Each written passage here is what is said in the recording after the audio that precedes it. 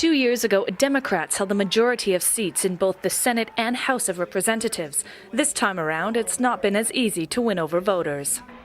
Natalie Carney has been volunteering for a number of grassroots Democratic organizations for years and says this year has been a tougher campaign. I think the biggest question is, why haven't all these problems been solved in 20 months that Obama's been in office? Somehow the excitement of changing an administration is not exactly the same as trying to get Democrats to stay in power.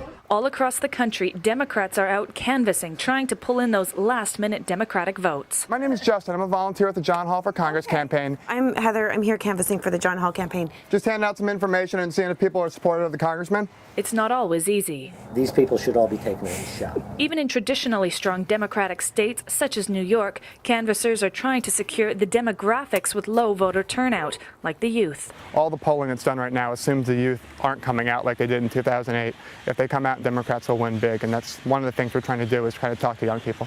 Yet studies show only 45% of registered voters between 18 and 29 say they will definitely vote this November. Other surveys predict an even lower number will turn out. Keeping these voters motivated is key. I see a ton of young people that are out volunteering, that are working with us, and I think that one of the most effective things that we can do is get those people talking to other young people. But with polls showing such a tight race, you can't afford to miss anyone out. We're talking to voters who we think might sit out this election, who are Democrats, and then we're talking also to independents who might be persuadable.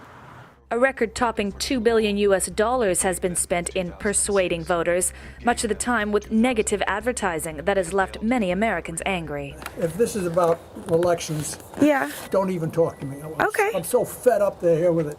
Okay.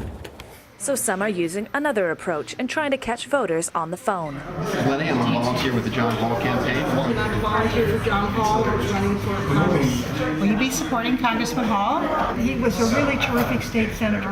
Many Republicans are riding on the enthusiasm gap to win the majorities in Congress. Yet Democrats like these all across the country are doing all they can in the final moments leading up to the midterm elections to pull in those last-minute Democratic votes. Phone banks just like these can reach up to 800 people a night. We're calling in a county north of New York City, Westchester County.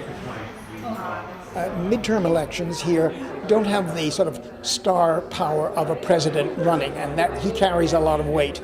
But so we have to sort of gear people up and gear up their enthusiasm.